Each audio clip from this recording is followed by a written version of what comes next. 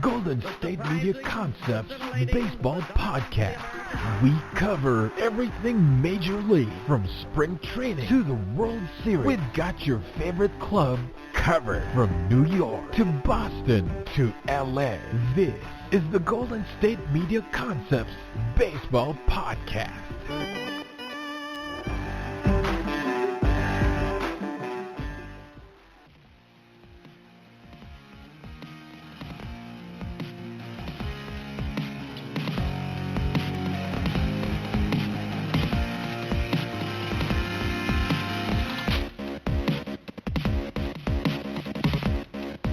Hello everyone, and welcome back to the GSMC Baseball Podcast, brought to you by the GSMC Podcast Network. I'm your host, Jack Ridenour, and we have a spectacular show ahead of us today. Hope everyone has been enjoying their week and been staying safe and enjoying all of the postseason action. A really interesting division series we have in both leagues with the teams that are still alive. A lot of teams I would have never guessed, but that is the kind of theme of, 2020, I think. A lot of unexpected teams and just a lot of unexpected things to happen. Anyways, I want to get into today's show, so I'll first jump into a recap and breakdown of the ALDS, some things I have liked and I haven't liked, and just giving a little rundown on what's been going on in the AL. Heading into the second segment, I will then get into a breakdown of the NLDS and discuss some things I have noticed and have really stuck out to me in the division series over in the NL and everything else in between in regards to those matchups.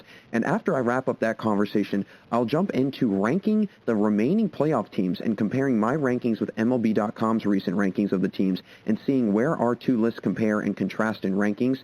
And be sure to stick around for the final few minutes of the show, as I will get into the recent story about the court ruling that came back in regards to minor leaguers earning higher wages. So a really, really good show. I'm going to dive right into it with the ALDS right now. And there were some really good Game 1 matchups. So I'll jump into the Astros and Athletics Game 1 matchup. And this was a shock for me, honestly. I mean, the Astros coming away in a 10-5 decision, winning Game 1. Houston and Oakland both were scoreless after the first inning, but then Oakland actually striking first, scoring 2 runs in the bottom of the second and then 1 run in the bottom of the third. So going into the fourth, they're up 3-0. Houston ties it up in the top of the fourth with a 3-run spot there. So it's 3-3 going into the bottom half of the fourth, and Oakland is able to put on 1 more run there. So they go up 4-3.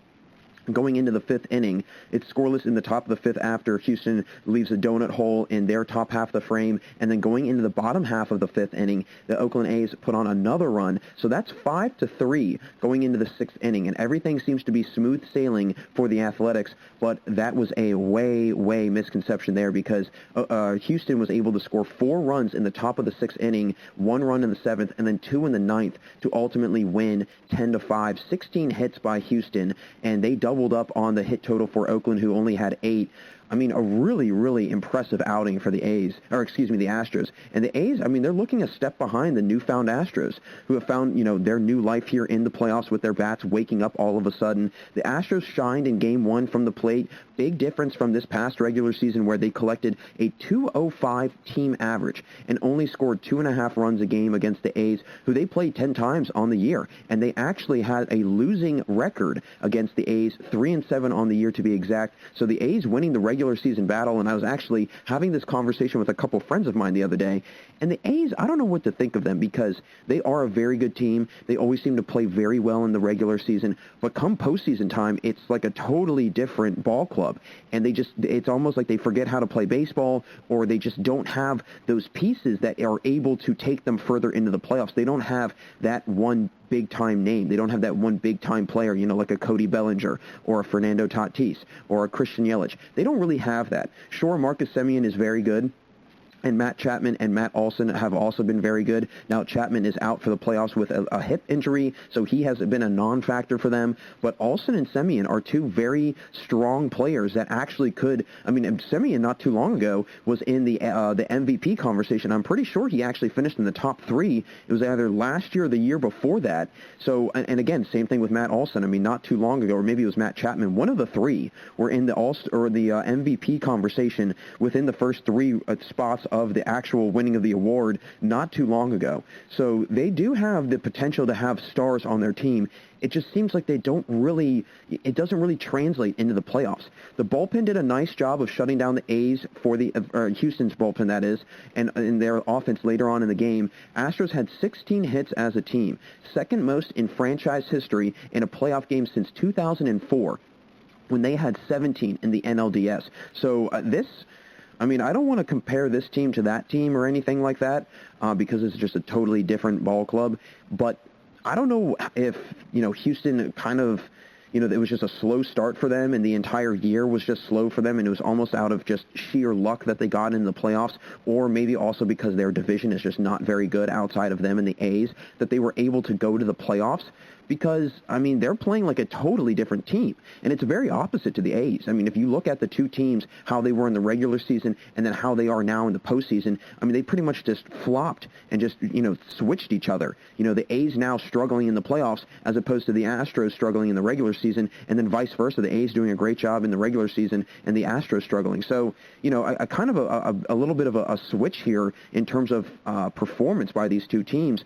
But, a really solid day on the mound for McCullers. Also, he had a really, really great game as well. And honestly, this pitching staff, if you look at the Astros, they took a big blow losing Garrett Cole, right? And then Justin Verlander also goes down. So now they're really left with Lance McCullers and Zach Greinke as their two main, front runners in that rotation.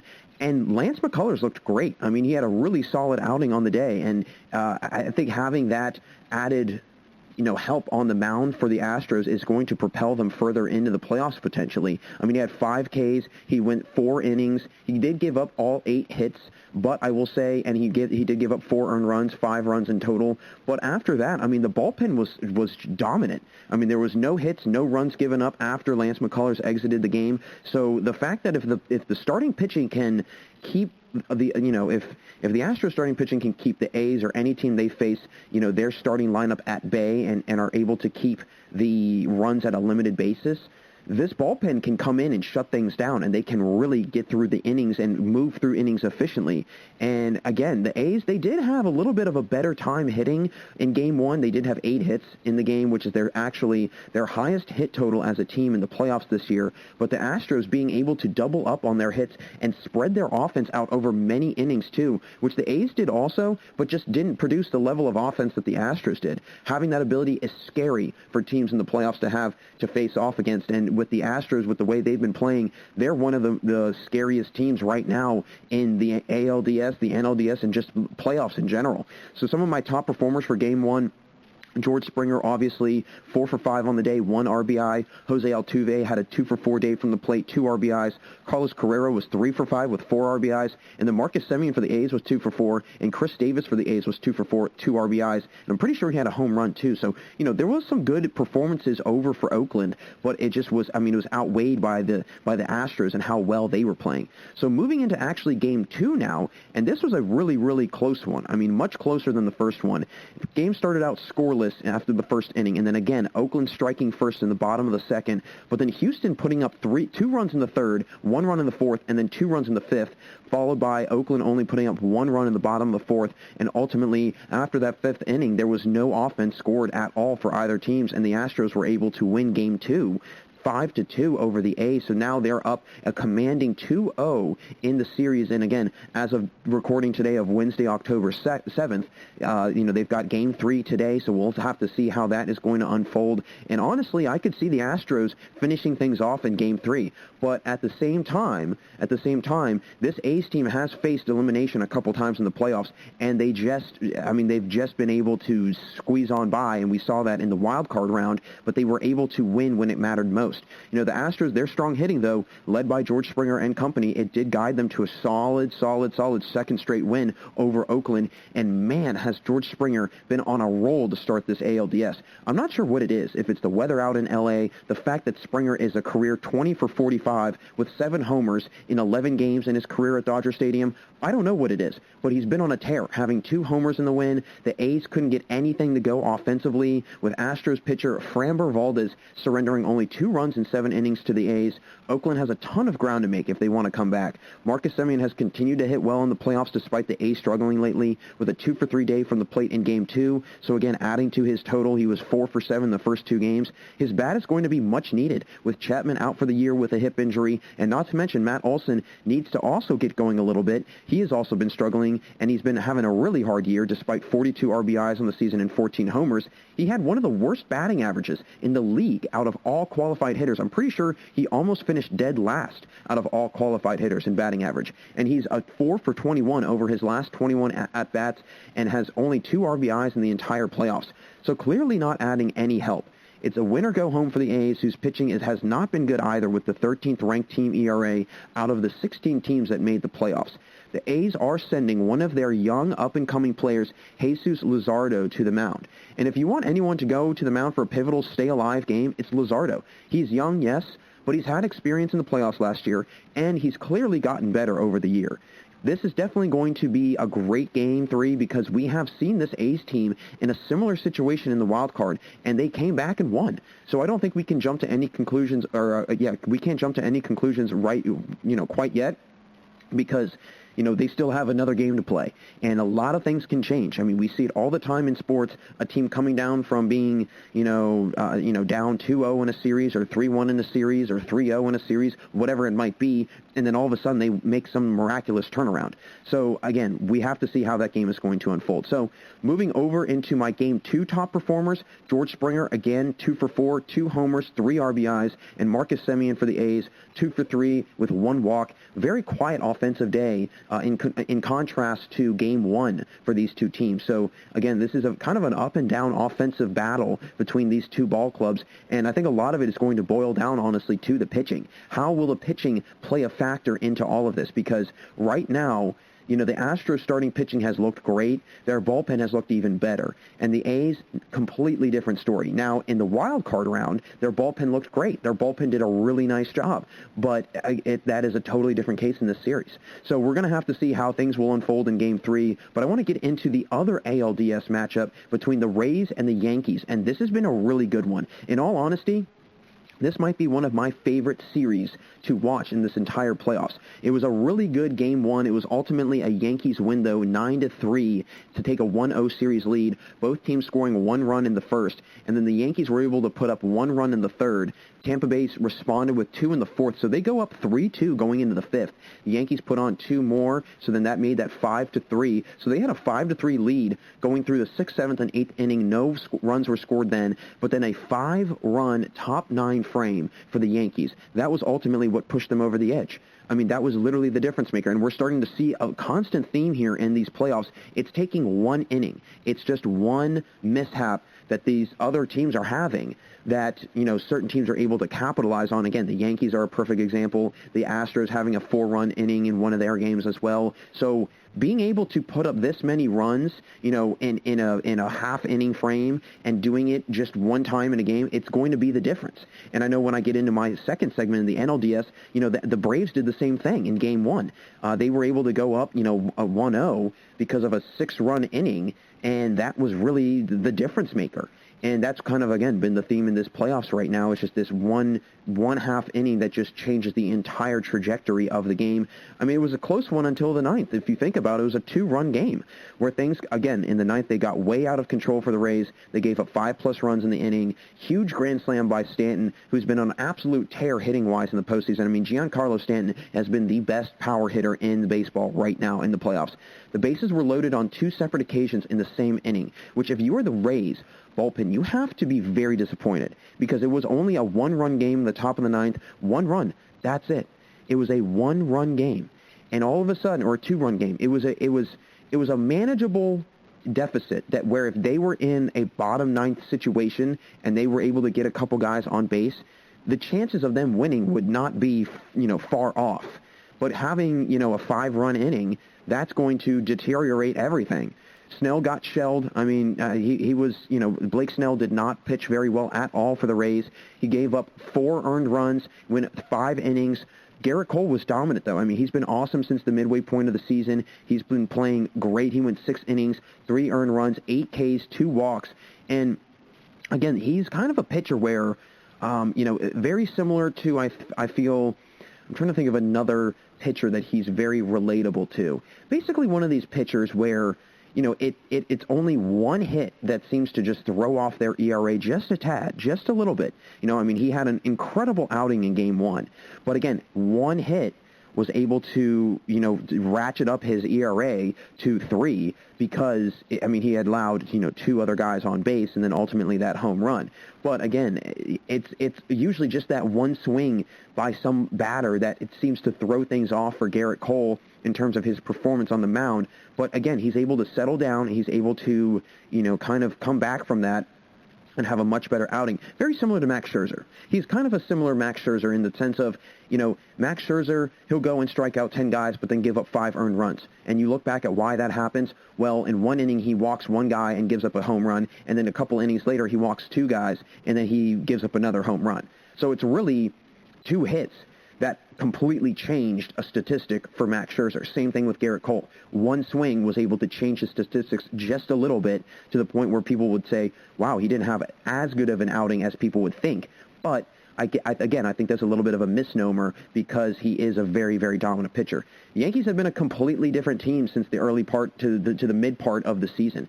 Since they've been healthy and they've, now they're completely charged up, they're ready to go, and it's pretty apparent their offense is back to normal with how well Stanton's been hitting. Judge has been struggling, though. Judge has been really, really, really struggling, and I think that's kind of, a little bit of something, a cause of concern, if you will, mainly because if you don't, look at that in any sort of light, you'd have to be, oblivious to it, right? One of your best power hitters is struggling, but they've been able to have a lot of help from guys like Aaron Hicks. They've had help from Luke Voit. They've had help from Gleyber Torres, who's leading the MLB playoffs right now in batting average. Gio Urshela had 5 or 6 RBIs in the wild card round. So they're starting to have a lot of help, and this lineup is starting to really mesh and gel together. And I think they're just doing it at the right time. And I really, really think that this is going to be a hard team to beat. But they are going up against a very good Rays team. And we're going to get into the Game 2 recap here in a second. But, Game 2 was a totally different story for the Rays, at least. Now, my Game 1 top performers, Aaron Hicks, I've got to mention him. 3 for 4 on the day, 2 RBIs. Giancarlo, he was 1 for 4, 4 RBIs, a huge grand slam. Garrett Cole went 6 innings, 3 earned runs, 8 Ks, 2 walks. And then Randy Arozarena for the Rays, he was 3 for 4, 1 RBI. He's very good. I think he's going to be a player, and I'm going to talk a little bit about him in this Game 2 recap. But he's a very, very good player that I think is going to be a nice addition for that Rays team. And if they can keep him around for a couple of years, and they can really, and Brandon Lau continues to develop, and Willie Adames continues to develop. They've got some young pitching with Brandon McKay. This is going to be a really, really good team, I think. So, getting into the Game 2 recap, Rays and Yankees, this was like a mini home run derby, honestly. The game started out with Tampa Bay going up 1-0 in the bottom of the first. Yankees responded with 1 run in the top of the second, and then the Rays put up 2 runs in the bottom of the second and 2 in the bottom of the third. So they're up a commanding 5-1 going into the fourth. But again, the Yankees, with their power, they're able to score a lot of runs in just 1/2 inning off of just 1 or 2 swings, and that's how good they are. They put up 3 runs in the top of the fourth, so now it's 5-4 going into the 5th inning. And then in the bottom of the 5th, bottom of the 6th, the Rays were able to put up 1 run in each of those bottom half frames. And the Yankees did make a little bit of noise in the top of the 9th, and that was a little nerve-wracking watching. They did score 1 run in the top of the 9th, but that was all she wrote because the Rays were able to win and even the series up at 1-1 now, winning 7-5 over the Yankees. It was almost like every single, with all of this, with all the game's opening runs being scored off of home runs, it literally looked like a little mini home run derby. It was pretty insane. And numerous guys went yard on the day. It was like every time I looked up, one ball was leaving the park and the other one was leaving another. And, Giancarlo Stanton absolutely tattooed one ball. He got all of it, and it got out in a hurry. It got out so fast.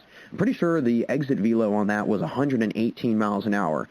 That thing had to have just flown out of there. I would have loved to know that the amount of seconds it took for that ball to get off of his bat and out of the ballpark. I'm pretty sure it literally left the ballpark. I mean, they showed the replay and they showed where the ball was going, and you literally can't see where the ball lands. He hit it that hard.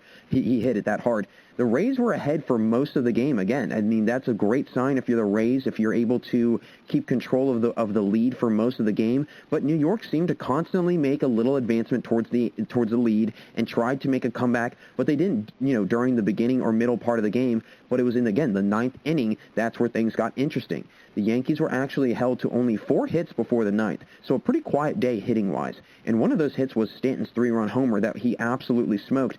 So, again, I mean, it's just that one swing. If you walk 2 guys on and then you leave it up to a power hitter, it's going to take one swing to completely change the game, completely change it. Randy Arozarena had a heck of a day from the plate, too, with a 2-for-4 performance from the plate. And Tyler Glasnow was absolutely dominant on the day. He did give up 4 earned runs, but they were, again, 3 from a homer.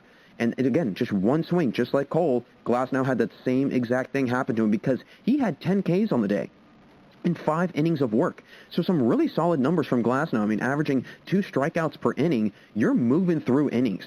You're very efficient, and you're getting guys out at a very quick pace if you're able to have that many strikeouts in that few of innings. The ninth did get it interesting, like I keep mentioning, after closer Peter Fairbanks walked the first 2 batters, and he was noticeably nervous. I mean, it was pretty evident that he was a little bit, shaken up after walking the first 2 guys. He was able to strike out 2 straight after those 2 walks, so it's 2 outs, 2 guys are on.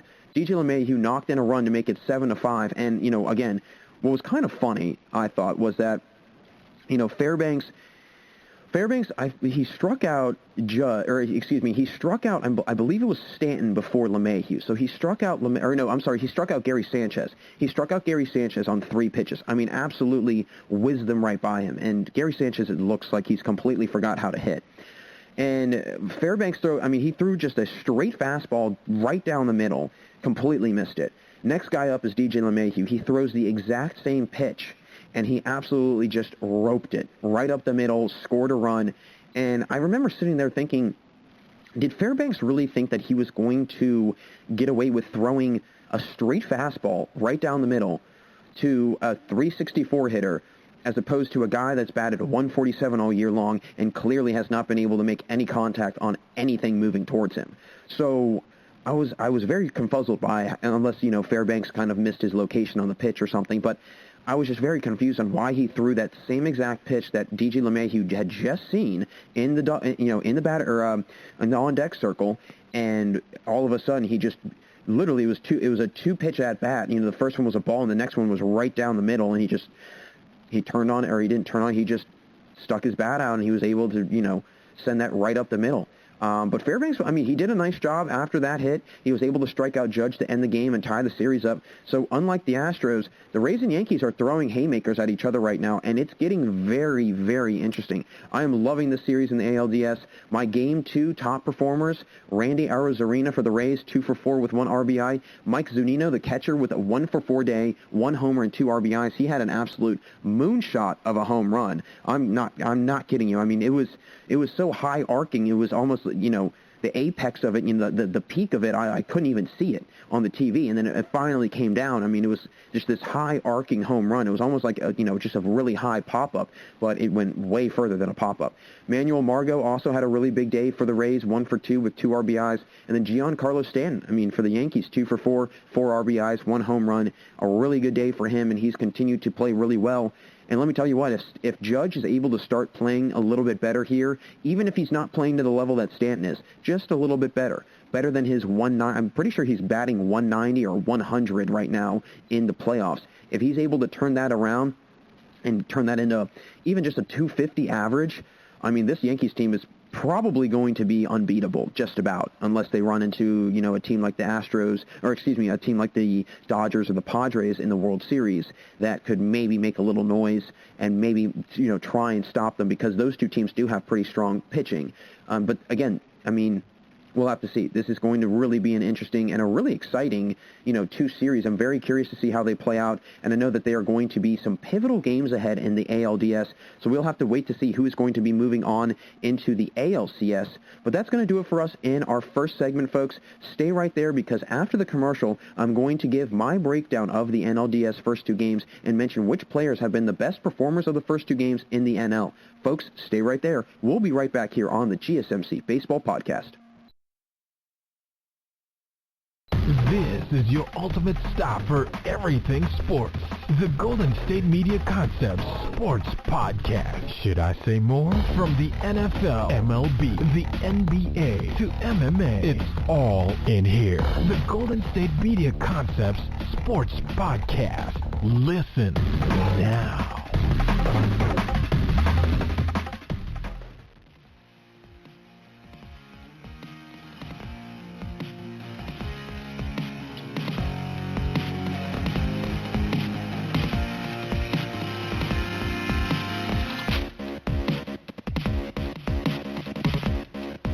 Welcome back to the GSMC Baseball Podcast. Jack Ridenour with you all, and in our first segment, I got right into a breakdown and looked back at the first two ALDS games and mentioned some things I noticed in the first two games, some big-time performers, and a lot more. Be sure to stay right here with us on the GSMC Baseball Podcast, as I will get into a story about the minor leaguers potentially getting closer to having the opportunity to receive fair play for their play later on in the show, so stick around for that really good segment. I want to now get into a little NLDS breakdown of the first game, and then looking ahead to the second games as well, and some really good things I saw. Some not so great things, but again, I'll run through the two games or the one game, and then mention a little bit about the preview for the next games, and then mention everything and anything in between about the teams. So getting into the Atlanta and Miami Game 1 series, and again, this is just such a shock that the Miami Marlins are in the playoffs.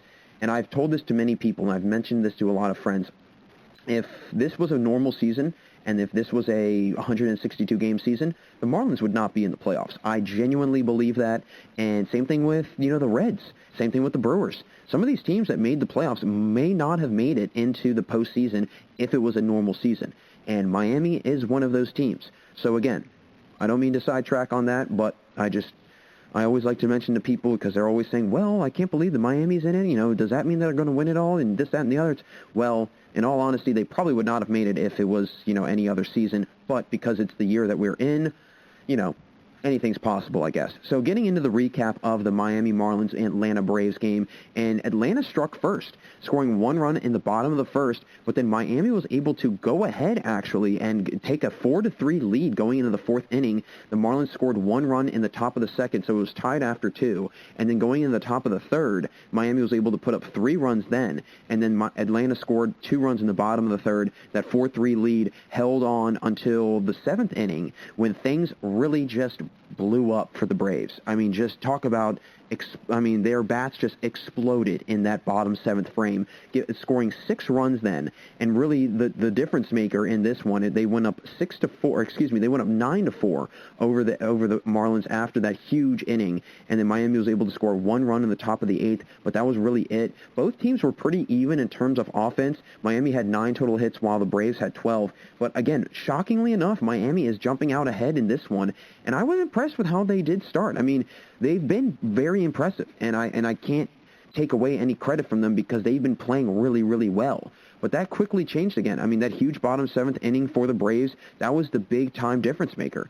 And Miami was actually able to generate a little bit of offense, which is a shock, since they are in the bottom half of the teams that made the playoffs in offense, and they have the third worst out of remaining teams' batting average. So out of all the teams that are still in the playoffs, out of the 8 teams, they're 5th right now in team batting average. So they're not even in the top half. So they clearly have been struggling as a team in these playoffs. And in general, I mean, their hitting was okay during the regular season, but I mean, in the wild card round, they're able to win, the deciding game with just literally 2 runs. And off of those 2 runs, it was again 1 hit. I'm pretty sure it was either a Garrett Cooper home run, or I can't remember who hit that home run in Game 2 of the wild card. But nonetheless, it was just one hit that changed the entire thing. And like I mentioned in the first segment, that's all it's taking in these playoffs. It's just one swing that is having that is completely changing the tide for the game and for whoever is up and whoever's ahead. Dansby Swanson had a huge day.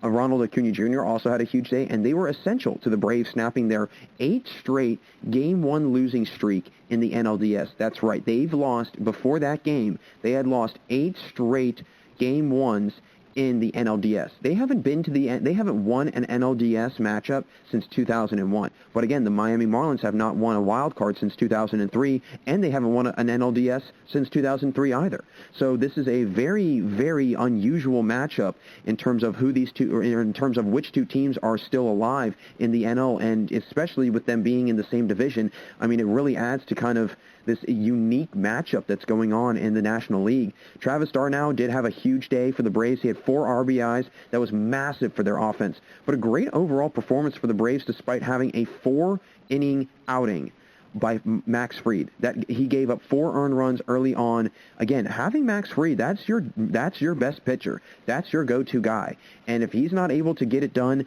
that's a frightening thing. But again, the bullpen coming in to save the day, they shut things down, and they gave up only 1 earned run after that. And we're starting to see that in these playoffs, it might not be the starting pitching that gets it done. It might be the bullpen, as we saw with the Astros in their games, and then we also saw with the Rays. I mean, the Rays did a phenomenal job, even though they did, almost let the Yankees back into it.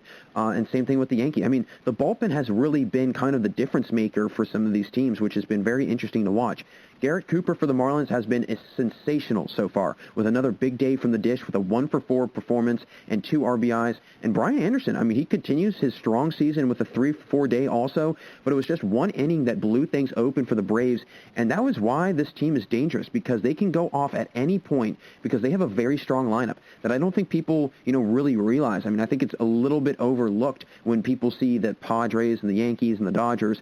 The Braves are forgotten about a little bit. They do have a legitimately strong lineup with Ozuna, Freeman, so 330 hitters or better. Acuna, who's one of the best young players in baseball, and he's making a ton of noise in the playoffs, and he's 21, 22, 23 years old. Dansby Swanson, Travis d'Arnaud, Ozzy Albies.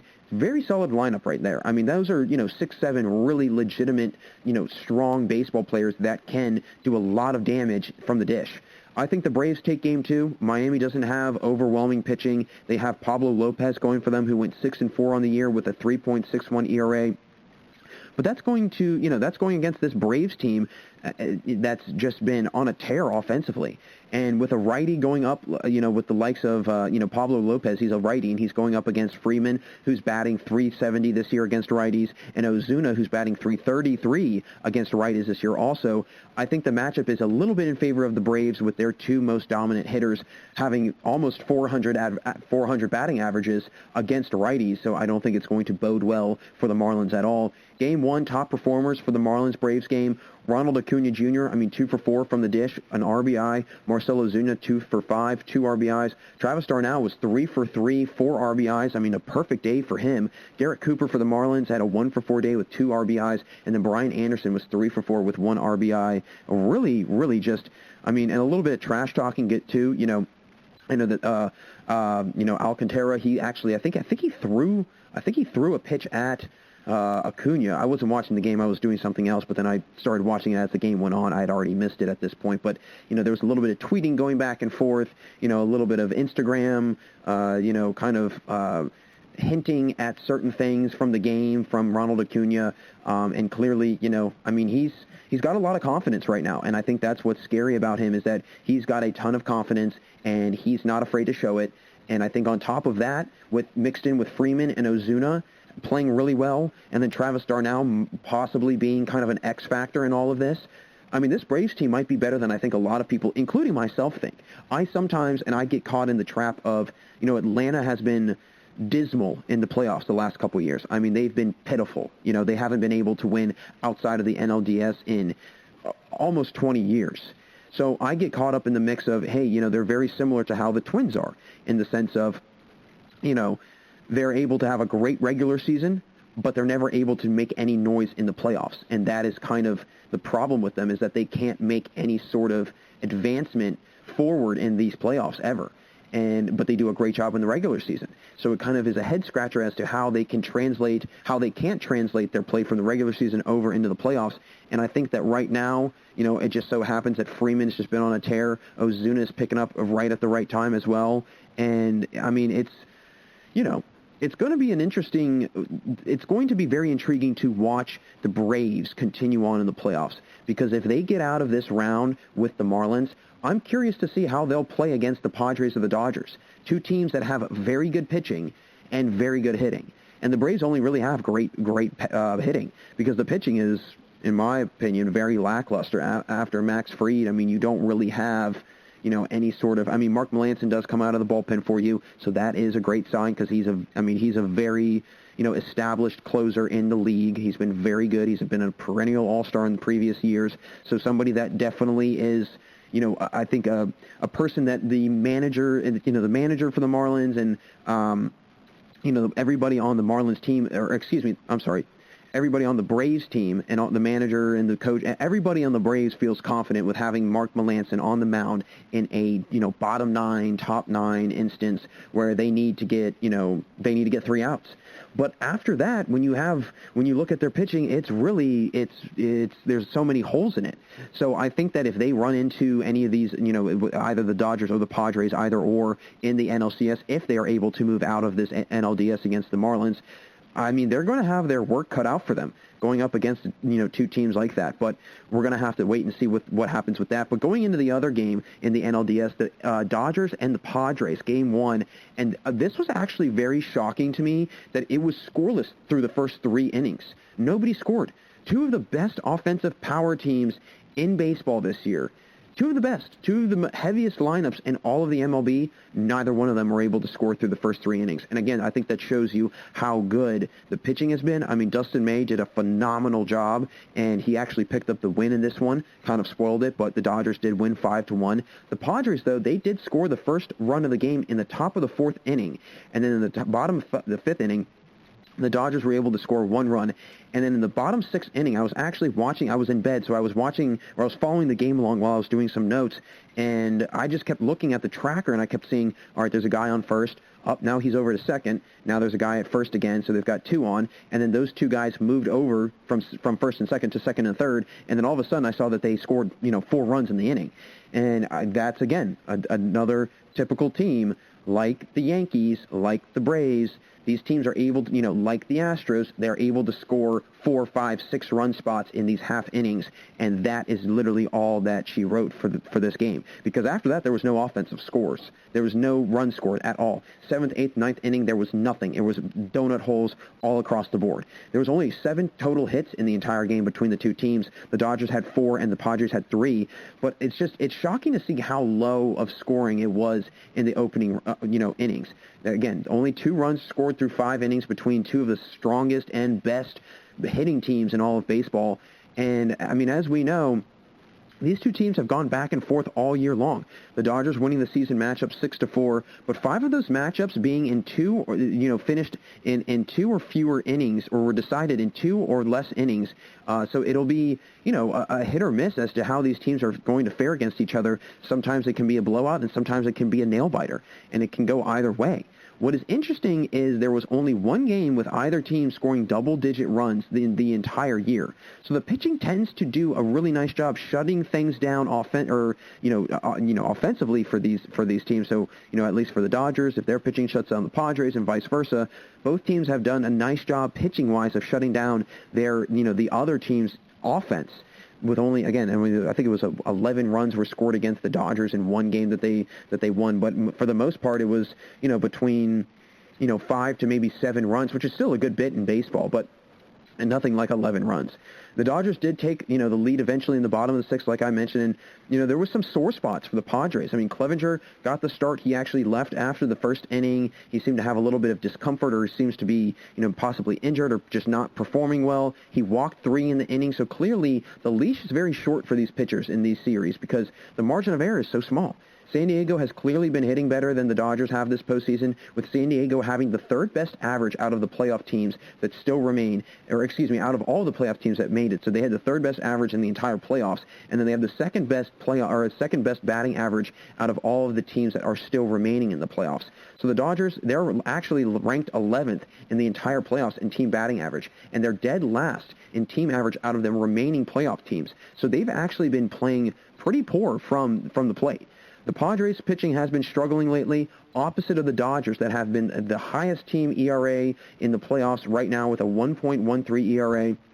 I mean, just absolutely getting it done. And Dustin May definitely showed that. He had an unbelievable performance. Really just, I mean, Dustin May is going to be a great player for a long time, and the fact that he's able to, and again, he didn't even get the start. Walker Buehler was able to get the start. He went 4 innings. He struck out 8. But Dustin May coming in with 2, in relief, picking up 2 innings, struck out 3, didn't give up a hit, a run, or an earned run, or walked anybody. So talk about efficiency. 2 innings, 3 strikeouts, and literally no action offensively, which is a really, really, unusual thing, especially for the Padres, who are coming off a series against the Cardinals where, Tatis, he was making it look easy. Same thing with Cronenworth, same thing with Will Myers, Hosmer. They're all just making it look easy, but the Dodgers, I think they've got something to say about that.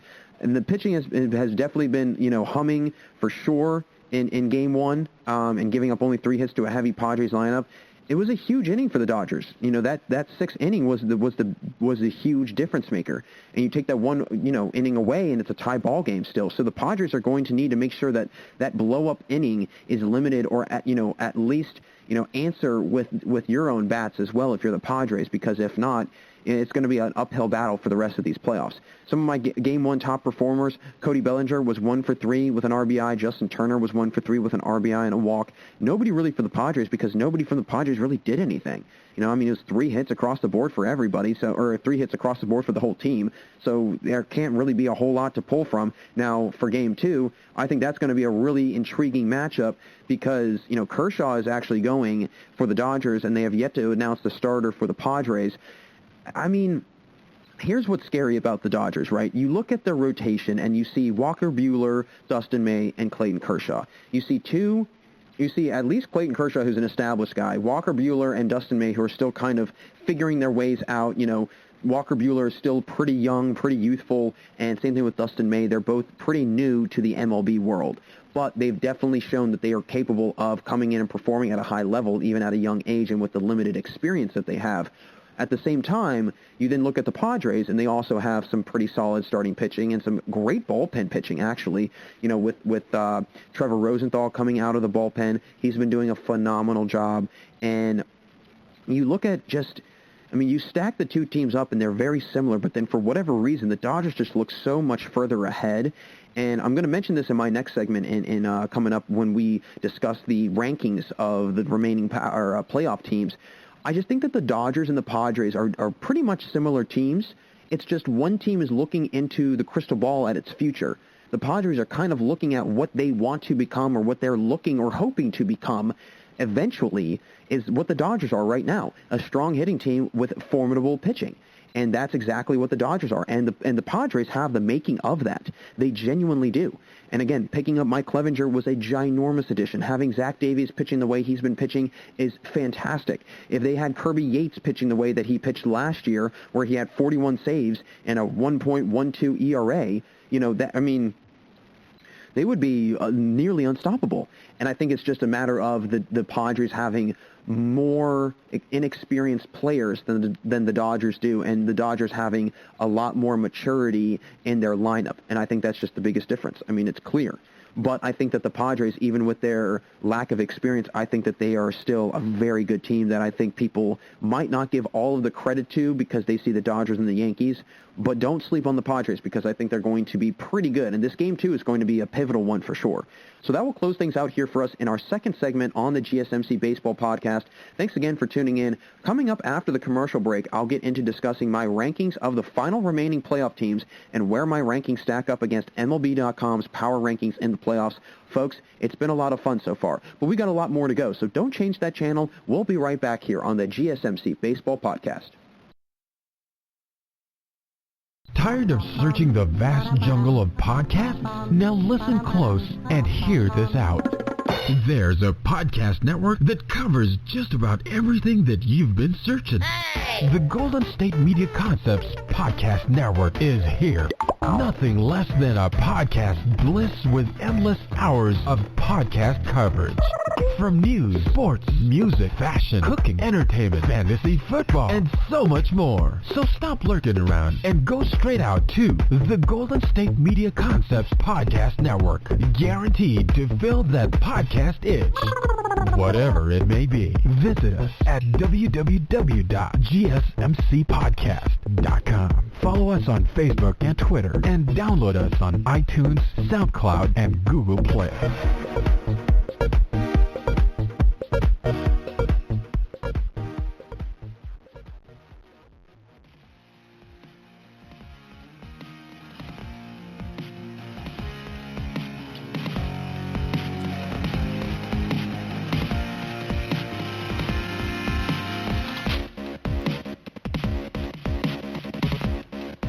Welcome back to the GSMC Baseball Podcast. Great to have you all here still with me today. Jack Ridenauer again, and we just finished discussing some game recaps and breaking down the first two games of the NLDS and which players really stuck out from the first 2 days of the new series.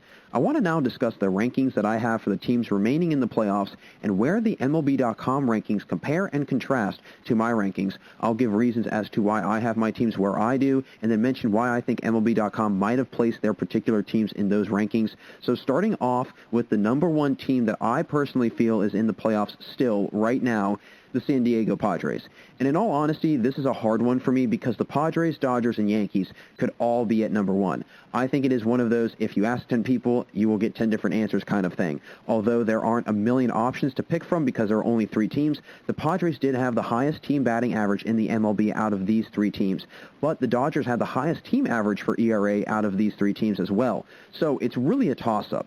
But between Tatis, Machado, Cronenworth, Nola, Myers, Hosmer, and the list goes on. This is a very deep, deep team that a lot of people could make a legitimate argument for one of the top lineups in baseball. And in all honesty, if they were able to beat the Dodgers, I think that would silence a lot of the critics and the people in the crowd saying, hey, I don't think the Padres are there yet. I don't think the Padres are there yet.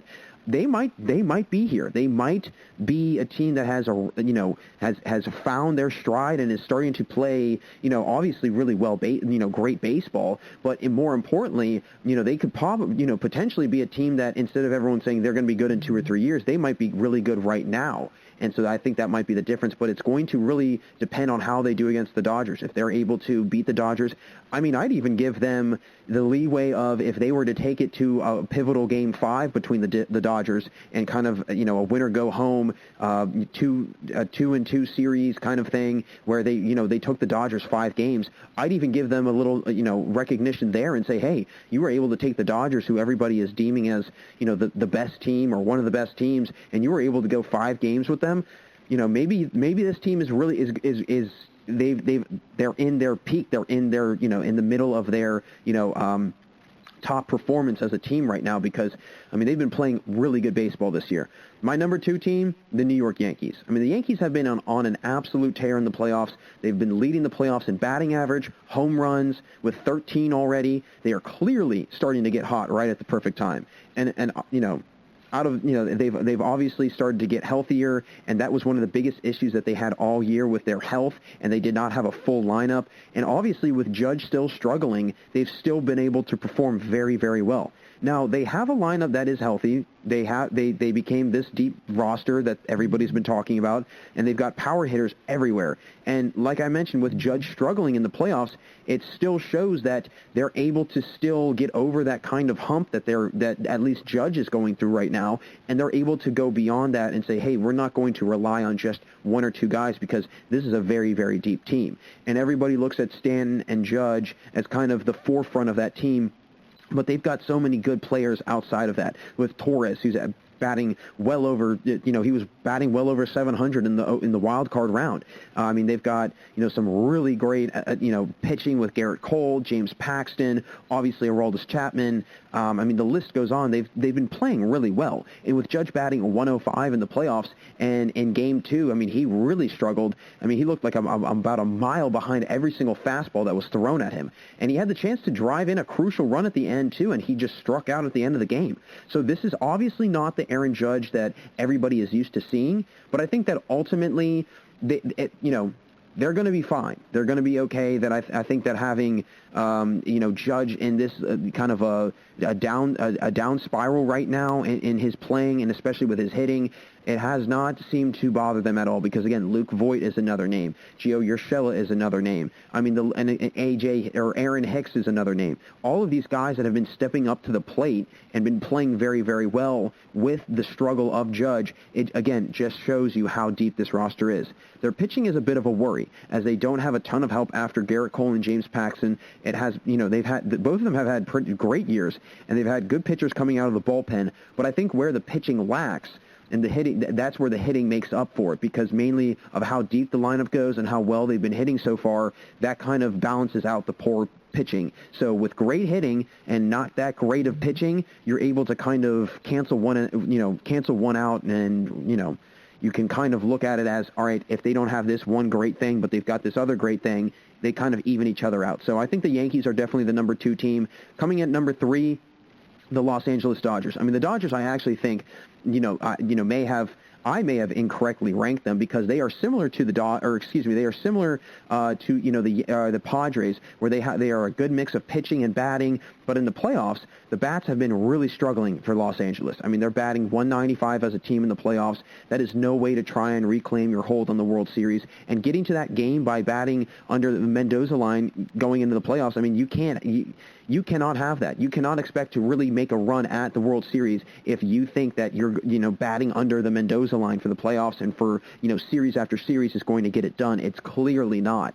What they do have is experience, and experience in this situation in the playoffs, because Turner has been in these big moments, same with Bellinger, and really most of this team. And then Betts brings his experience with the Red Sox over, so they are able to better groom these young players they have, like Dustin May, that will be one of the top pitchers in the league in the future, and Will Smith, who's also a potential all-star in the future as well, which is going to really set themselves apart from the other teams. But I still think that this Dodgers team isn't the same team that, from before. But they do have the motivation to do well, because they know that they were cheated out of a World Series, and they want that revenge. But they need to have the bats wake up here sooner rather than later, because before you know it, this Padres team, like a lot of these top-tier teams that are left in the playoffs, they're unforgiving. And if the Dodgers slip up at one moment, I mean, we saw it in the wild card. I think the Cardinals kind of got a little bit too cocky, and they said, hey, we beat the San Diego Padres in Game 1. We're smooth sailing from here, and the Padres made them pay the next 2 games.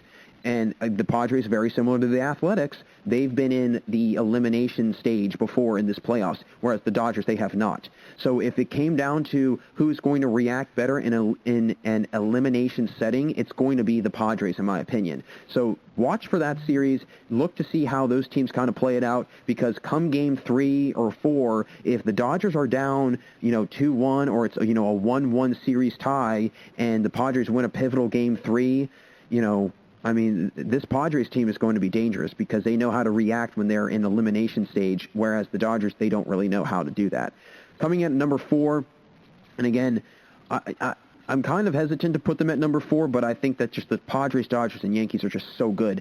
The Tampa Bay Rays. I mean, the Rays have been pretty consistent for most of the playoffs, only losing 1 game so far. And again, this is being recorded on Wednesday, so by the time this hits your ears, that might be a different story. But they marched right around the wild card and are in a tough battle with the Yankees. The pitching for Tampa is going to really need to shine through here in this series, because guys like Gleyber Torres, Stanton, DJ LeMahieu are going to make things difficult, since they have already done some damage pitched in the playoffs, and especially against the Rays. I mean, LeMahieu was batting .300 in the playoffs.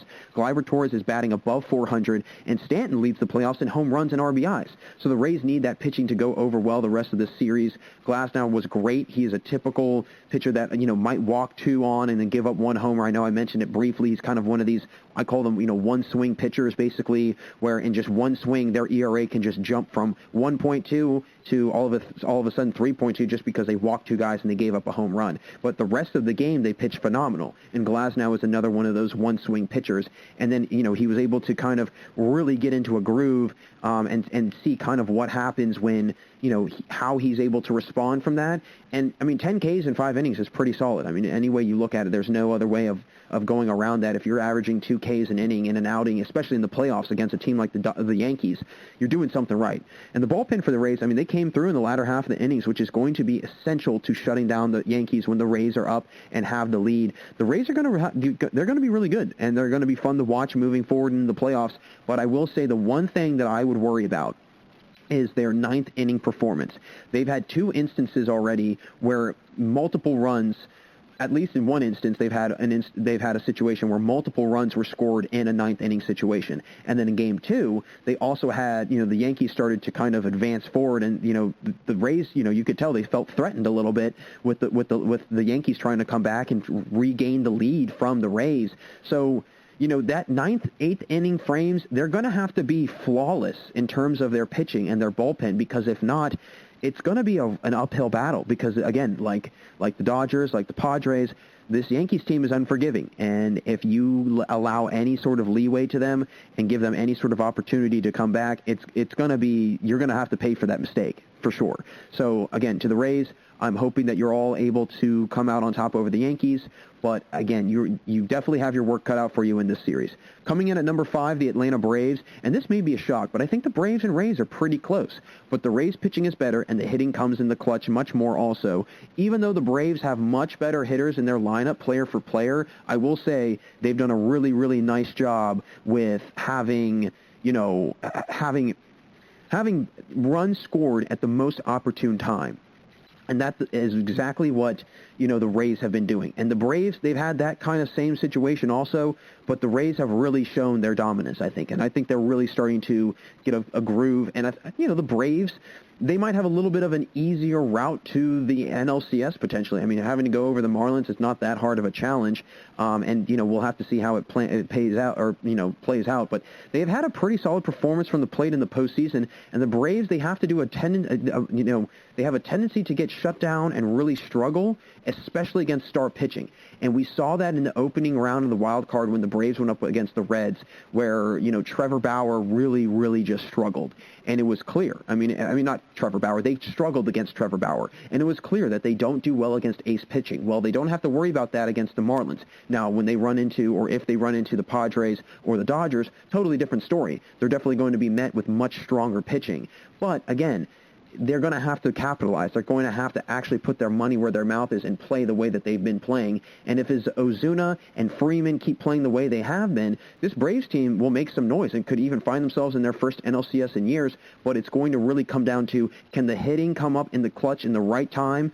And can they get over the hump of having to face off and deal with any sort of ace pitching that they run into down the road? Because that seems to be a big kryptonite to them. They don't do well. And again, obviously, because they're an ace pitcher, they're an ace for a reason. Not many teams do well against them. But it's very clear that a team that is so talented and so good, and they've got so many players on that team that can hit and put the ball in play, that if they're not able to perform against those ace pitchers in any sort of way, even if they just squeeze out 1 or 2 runs or 3 runs, and then you get into the kind of the next question. Well, how does the pitching do? Can the pitching stave off any sort of unbelievable blow-up inning where it's 6 or 7 runs in the bottom half or the top half of an inning? Because their pitching does have a lot of holes in it. So the Braves are an interesting case.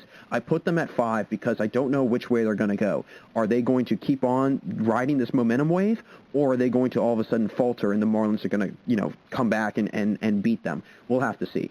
Coming in at number 6, the Oakland Athletics. I have them at 6, but I do not trust them completely, mainly because they have fallen early on to the Astros. But I will say they have already faced 2 elimination games these playoffs that they actually have won. So a perfect 2-0 in elimination games, and it has paid off for them, which is why they are in the ALDS right now. They've surprisingly had some good hitting with the fourth most team hits at 32. But their pitching is down, which is somewhat unusual for them since they were in the top 10 for most of the year, if not top 15 in team ERA.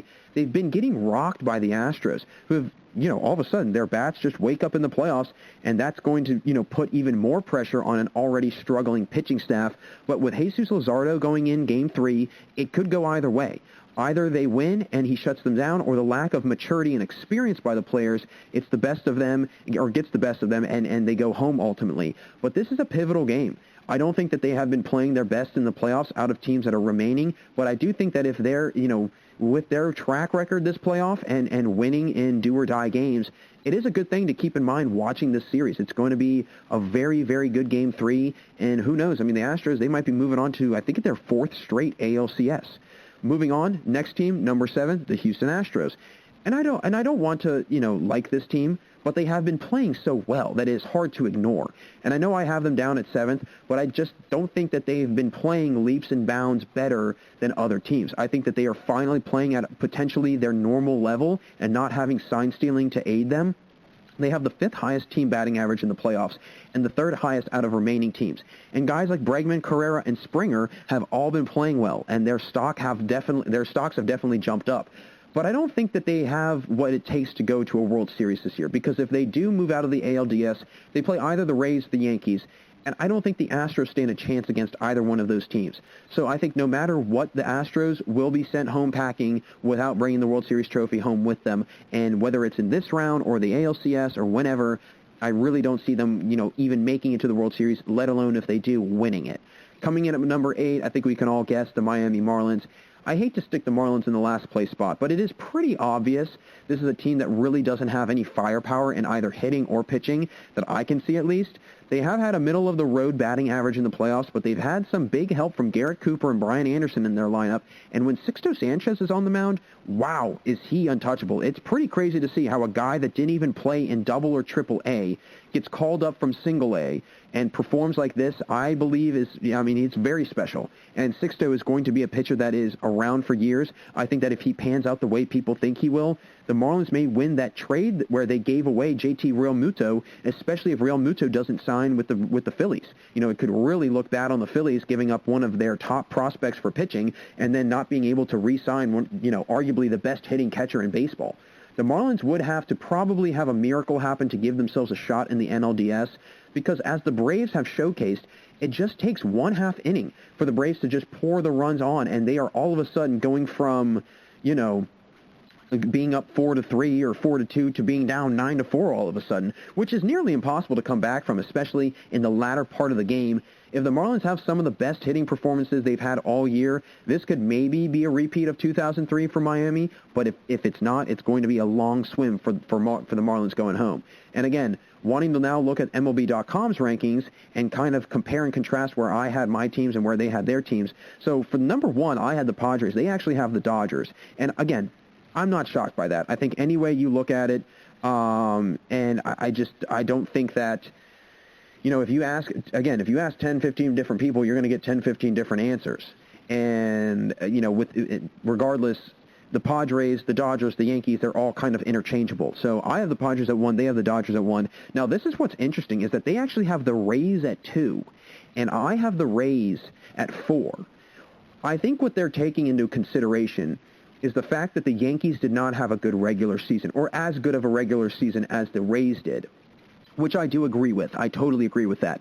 But if we're looking at the teams that have been playing right now in the playoffs, this Yankees team is untouchable. And you just watch. You could tell that. Watching the game late on Tuesday night, I could tell that Peter Fairbanks was very nervous when he was going up against Giancarlo Stanton. He was able to control those nerves, and those nerves did not get the best of him. But he was still nervous, and you could totally tell. So, again, it's just a matter of, I feel like can the Rays really hold themselves accountable and be able to keep their cool and keep themselves in check without, worrying about, oh my gosh, we're going up against the Yankees and this team is unbelievable and they've got X, Y, and Z hitters that are hitting X, Y, and Z percentage and so on and so forth. So I think that, again, it kind of goes either way, but the Rays, they have them at 2. I have the Yankees at 2. Then they have the Yankees at 3, and I have the Dodgers at 4. And I'm shocked that they don't have the Padres in the top 4, or in the top 3, because this Padres team, again, I think that people are kind of sleeping on the Padres. I don't know what it is. I don't know if they haven't really proven themselves, or if it's just because it's the first year that they've been this good, and since 06, really. I don't know what it is, but I feel like they're not given the credit that they deserve. I really do believe that. And I think that if they do move past the Dodgers, I think it's going to quiet a lot of people. They have at number 4 the A's. I have the Rays at 4. I just don't think that the A's have been playing top 4, top 3, caliber baseball right now in the playoffs. They just have not been performing that well. And especially with what they're allowing the Astros to do to them. Now, I don't know when these rankings necessarily came out, if it was before or after the AL and NLDS had started, because that might have, played a little bit of a factor into things. But this A's team, I mean, unless they make some miraculous comeback, being down 2-0 right now, they're definitely not in the top half of the remaining playoff teams. So coming at number 5, this is actually the only selection that both myself and MLB.com agreed on. It was the Braves at 5. Again, I think they're just kind of a middle-of-the-road team in the playoffs, but they can go either way. They can swing either way. You don't know what they're going to do. And they can either be really good or they can be really bad. It just depends on what Atlanta team shows up to the ballpark that day. So I think that having them at 5 is fair, because I don't think they're in the top half quite yet, and I think that they're on the upper end of the bottom half. And they could find themselves in that upper top half of the playoffs, though. They really could. Coming at number 6, they have the Padres. I have the A's. I don't know. I just feel like that's just a little disrespectful to the Padres. I really do. I mean, they've been playing unbelievable baseball, and not to mention, they're one of the few teams remaining in the playoffs right now that have any sort of experience this year in elimination games. So they know what it's like to play with their backs against the walls and then backed into a corner. They know what to do when that happens. Same thing with the Athletics. The Athletics also know how to do that too, but the Athletics have not been playing at the high level that the Padres have been. So coming at number 7, they have the Marlins, and I have the Astros. I think the Astros are much better than the Marlins. Even though I'm not a big fan of the Astros at all, I'm going to give them much more credit than the Marlins, just because they've been playing much better and they've been showing it and they've been proving it.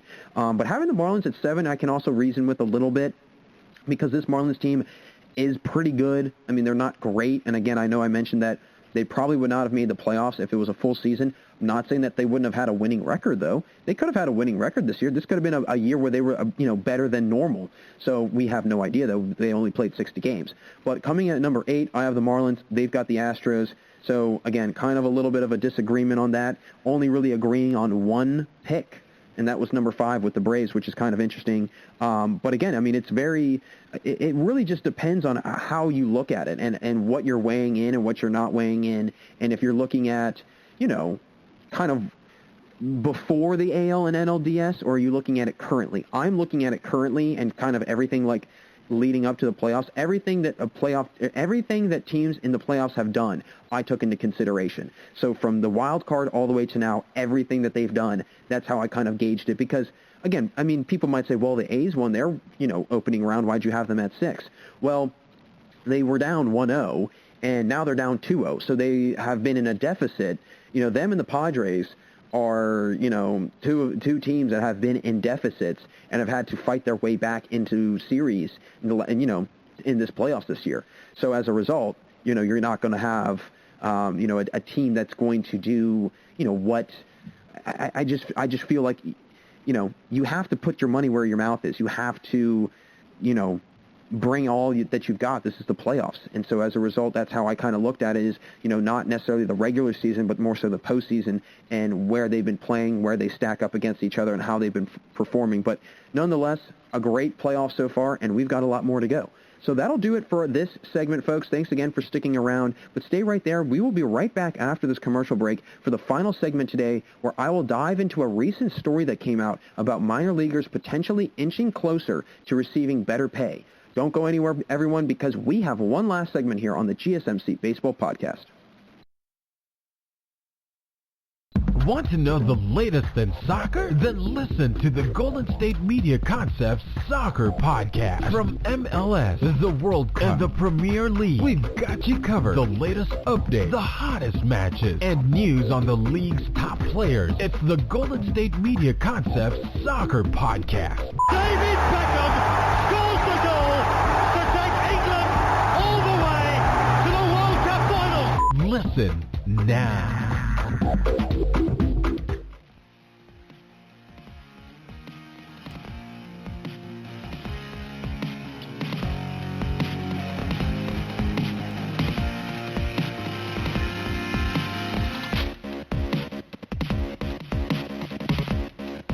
Hey everyone, and welcome back for the final segment here on the GSMC Baseball Podcast. Jack Ridenauer still with you, and in the third segment, I discussed my power rankings for the remaining MLB teams in the playoffs and compared my rankings to those of MLB.com and how similar and different my rankings were to theirs.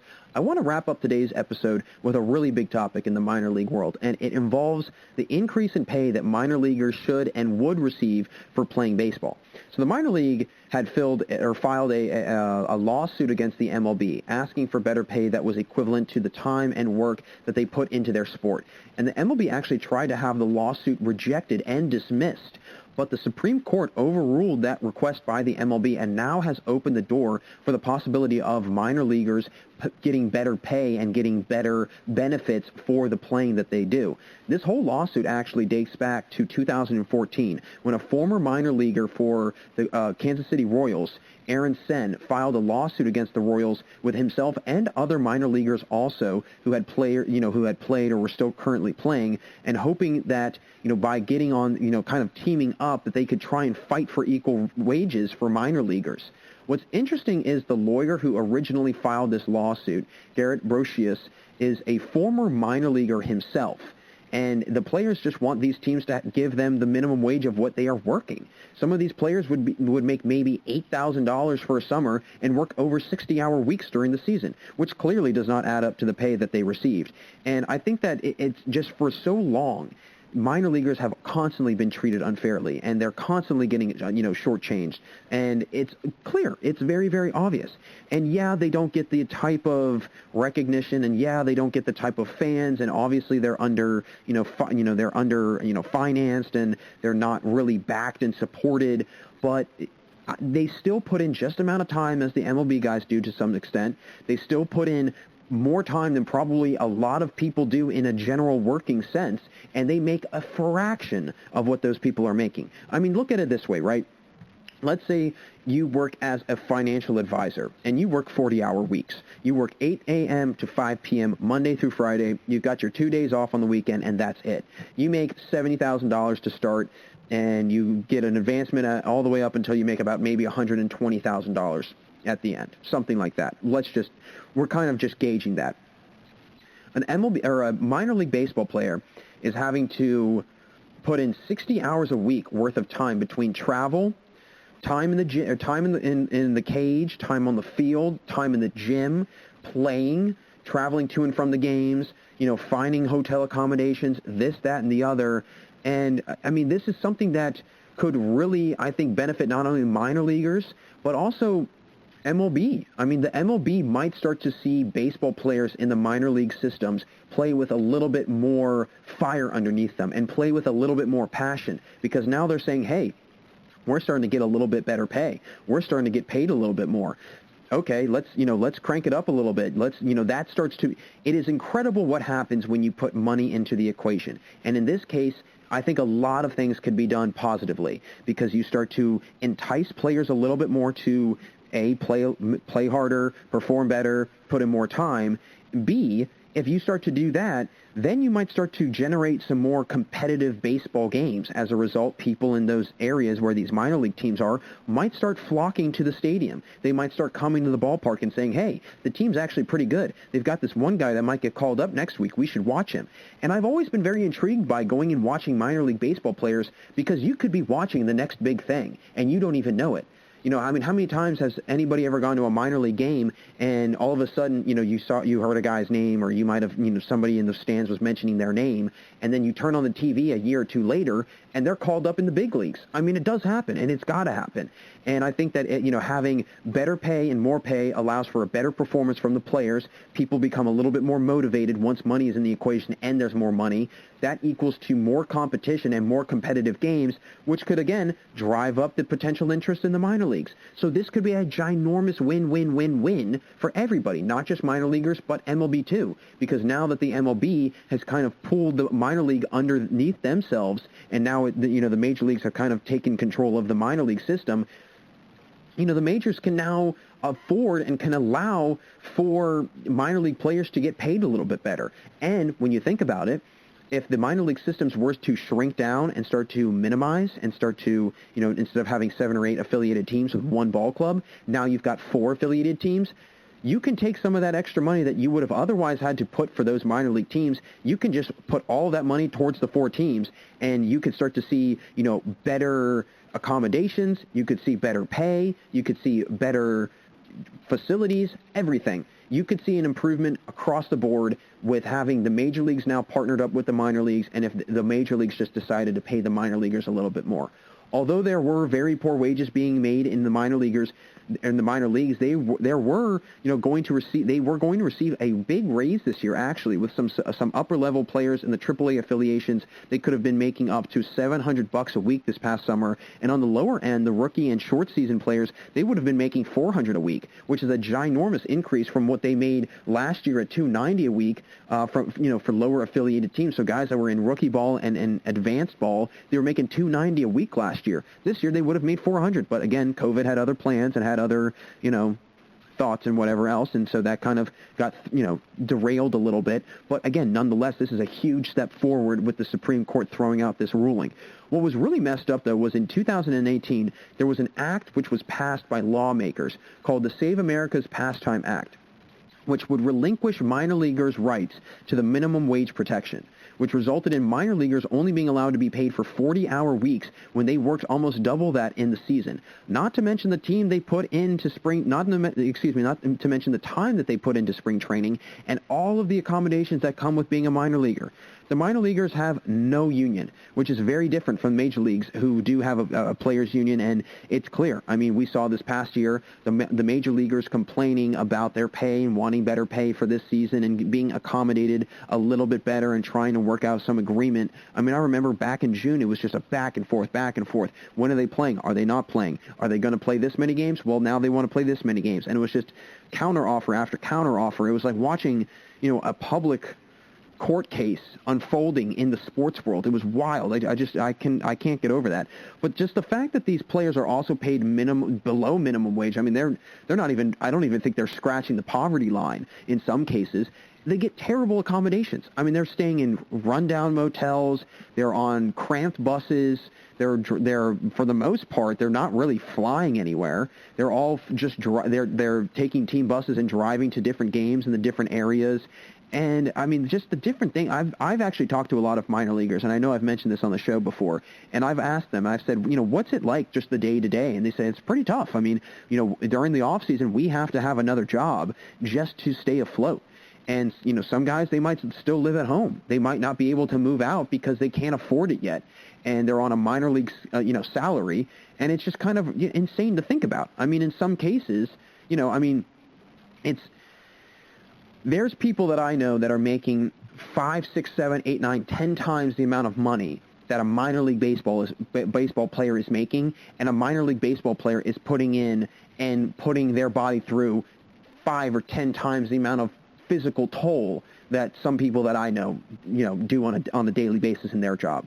And I just think that's ridiculous. I mean, if you're going to pay people based on their work, you should pay them fairly. And if you're putting in 60 hours a week in baseball between IO, BP, you're getting in a bullpen if you're a pitcher, you're doing PFPs if you're a pitcher, just first and third situations, just any sort of, rundown scenarios, whatever, and then you mix in all the extra time that you put into it, I mean, it would add out to be much more than, I think making $30, $35K for a summer as a minor league baseball player is very doable. That is very doable. I mean, if you looked at it on a yearly scale, that'd be about $90,000, maybe a little bit more. And again, I'm not doing the math right now, but it would be a fair pay for the summer that they're putting in, and also for spring training. I mean, I don't know what the ins and outs are for them going down to spring training and what the housing and situation is like down there, but still, I mean, the fact that they've got to deal with all of this and that they're pretty much putting in just as much time as any other professional athlete is, they're not getting the fair pay or respect that they should. And I think forming a union would change a lot of that. I mean, imagine how much could get done if a panel of former minor league players all hopped on a union and said, hey, we're going to be the voice for you guys right now, and we're going to make sure that you all can get better pay because you deserve it. And we've been in your shoes before, and it is no fun. So we are going to change that for you because they can at least pay for, better room and that, better room and board, better housing for the players, whatever it might be, better food accommodations, better lodging accommodations when they're traveling, whatever it might be that they can ultimately, really fight for, and they can try and figure out a way that they could reason with the major leagues about it and how that they could potentially pay these minor leaguers on a fair scale. Because, and I was actually talking to a minor leaguer not too long ago, and he told me that he knows a lot of friends of his that were in the minor leagues that wound up retiring very early on from baseball, 20, 21, 22, 23 years old, because they just got sick and tired of, okay, I'm going to slave away, or I'm going to, really just toll down in the minor leagues for years on years and years and really just struggle and financially, no matter how well I do hitting-wise, and it may or may not pay off, and I may or may not get called up. And I'm going to do this for 10 years, and it might not ever pay off, might never, work out in my favor. So I can see why guys kind of get a little discouraged and kind of disheartened by it, because it is a very hard process to go through.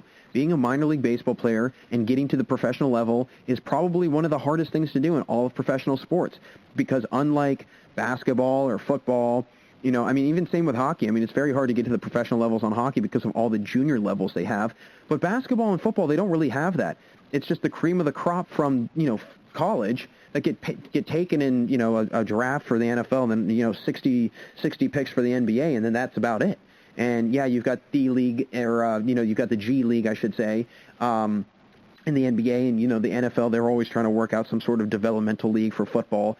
But the baseball, the amount of hoops you got to jump through just to get to the majors. I mean, you got to get through single A, double A, triple A, and very seldom do you have a case like Sixto Sanchez where you get called up after single A and then all of a sudden you're dominating in the MLB. I know he's not dominating yet, but he's going to eventually probably get to that level because he's showing he has the potential. That's a very rare case, though. And so as a result, I can see why guys kind of fall off the rails a little bit and kind of say, hey, I'm going to go a different route. I'm going to go a different path just because, is it really worth it? And with the decrease in teams in the minor leagues that are about to be or are already being cut or have been cut, this could mean that with fewer players, teams can then focus on paying those players a little bit more since the pool is smaller. They can focus their dollar on fewer players, and they could result in players maybe playing even better. And if this could go through and become enacted in terms of minor leaguers making more money, this would be monumental. And this could change a lot for baseball. I mean, how this could pave a way for players to, potentially exit college early. I mean, you could start to see, what we're seeing in basketball right now. And again, I don't mean to correlate two different sports, but it is kind of relatable in the sense that now we're starting to see these high school guys that are top-tier talents that are potentially going to be paid and not, they decide not to go to college. They're going to play in the G League. They're going to be on this program where it's kind of a professional player development program, and they get paid and they get housing and this, that, and the other. We could see that with minor leaguers. We could see these top-tier college guys that say, hey, I'm going to stay, 4 years in college, 3 years in college, because what's the point of rushing out of here just to get paid $8,000 in a summer to play double-A ball if I'm lucky? Now you're going to start to see guys say, hey, if I'm this good and I have this good of a year, I might opt out after my first year or second year, kind of the typical one-and-done thing that we see in college basketball. We could see that in college baseball because they know that the minor leaguers and that the minor league is going to pay them more, and that you will be paid a better percentage than if you were to stay all 4 years, and then who knows what happens to, you have no idea what happens to your career and during those 4 years in college, and things could fall apart. So, overall, I mean, this could really change, and really be huge for minor leaguers and really baseball in general to have happen, or, to have this occur, because this could open opportunities to players to be able to financially support themselves, but also earn the respect by others for what they do, because they do spend a lot of time on their craft, and they should be paid for their work in fair pay. And I just think that, we could see how this could change baseball in the long run, how we could see players deciding to opt out of college early and go to the minor leagues early because they say, hey, you know what, I can make enough money and I can support myself, I'm going to do this, and I have a better chance of potentially going to the major leagues. So it's going to be interesting how that court case gets settled out and what is going to result of this. But again, a huge, huge step forward for the minor leaguers. So that'll wrap it up for us here today. Thank you for listening to the GSMC Baseball Podcast, brought to you by the GSMC Podcast Network. I would like to ask that you please remember to subscribe to the show and write a nice little review that really helps us. We're always looking for that feedback, and we're always looking to get better. Also, if you can please follow us on Facebook, Twitter, and Instagram so you can keep up to date on any sort of news and updates on things going around in the MLB and for the podcast as well. We'd really appreciate that. Thank you again, everyone, for joining me today, and have a fantastic day. You've been listening to the Golden State Media Concepts Baseball Podcast, part of the Golden State Media Concepts Podcast Network. You can find this show and others like it at www.gsmcpodcast.com. Download our podcast on iTunes, Stitcher, SoundCloud, and Google Play. Just type in GSMC to find all the shows from the Golden State Media Concepts Podcast Network, from movies to music, from sports to entertainment, and even weird news. You can also follow us on Twitter and on Facebook. Thank you, and we hope you have enjoyed today's program.